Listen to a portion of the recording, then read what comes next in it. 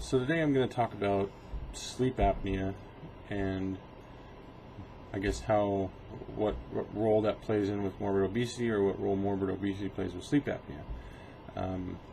I'll start off by saying that I myself have sleep apnea and probably was diagnosed with it, let's say 5-6 years ago. But I'd say I've probably had sleep apnea since I was 16 or 17. Just never was diagnosed with it, never really recognized it as an issue. When it became a problem for me was when I noticed that, and when other people noticed that, I was falling asleep when I was driving, I was falling asleep at work, I was always tired, had no energy, and it just was, it was beyond manageable. I kept my wife awake at night because I snored so loud, and all these other things. So anyways, I went and got the sleep study done. They prescribed a CPAP machine for me, and there's all kinds of different machines now, but I had a CPAP. And I had a pretty high pressure. I don't remember what it was, 17 or 18. I'm not sure how they measure it, but there's they go from somewhere between 0 and 20 or something like that. But anyways, I couldn't use it. I tried and tried and tried. Gave up on it for a while. I just was always dried out in my mouth. I'd wake up after a couple hours, couldn't sleep. The mask bugged me really bad. I tried several different types of masks, nose pillows, I tried everything. So then, a year later or so, I decided, okay, I'm going to try it again. And I tried it, and I'd gained more weight, and I didn't think the pressure was high enough, so I played with the pressure. Apparently I set the pressure too high, and that caused me to go into some kind of seizure from the actual pressure, and I don't understand the science, but anyways, it scared me enough to where I was done with CPAP. Started doing things like sleeping in a recliner,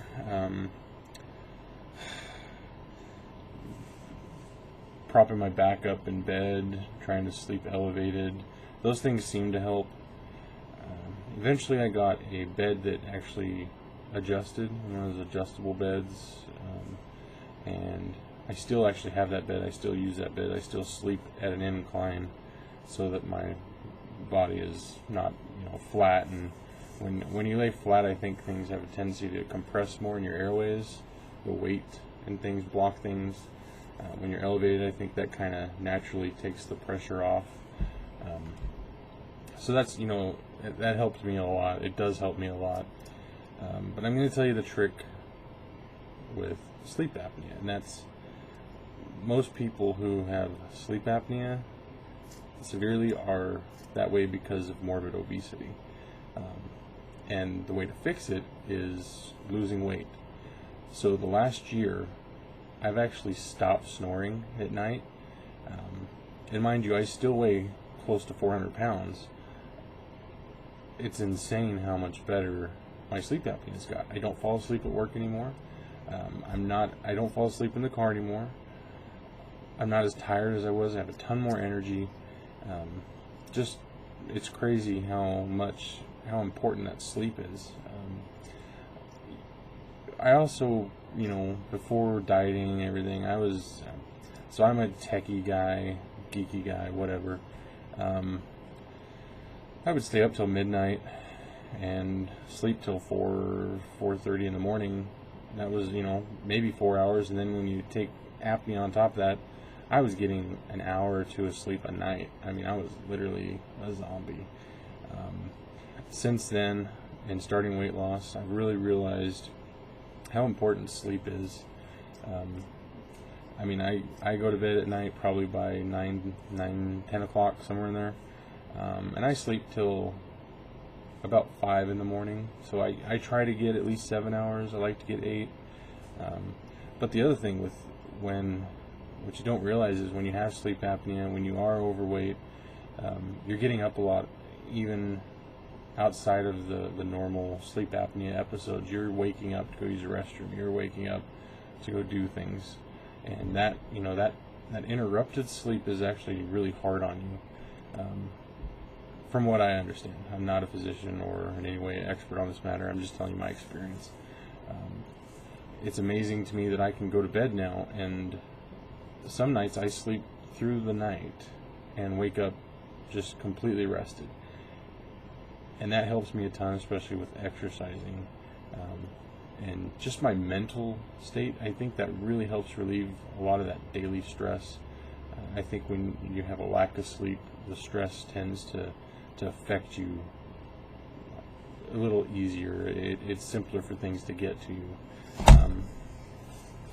So if you are overweight and you have a problem sleeping, I do recommend you try to go in, get a sleep study, and if they recommend a CPAP or whatever machine they recommend, do your best to make it work until you can lose the weight and get things resolved.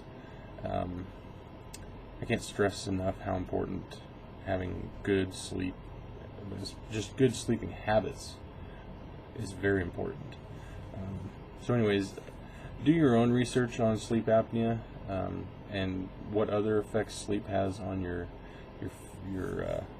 metabolism and just everything.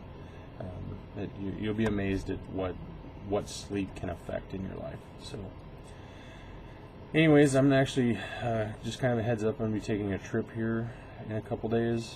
I'm going to try to do some video footage of the trip, and there's a couple surprises involved for my family, so it's kind of going to be interesting. Hopefully I can put something together that's a little more cinematic than my past videos, so hopefully that'll be good. But anyways, if you have any comments about this video, any questions about sleep apnea that I might be able to help you with, or any of my other experiences, just comment and let me know. So like always, remember, if you need help, you just got to ask.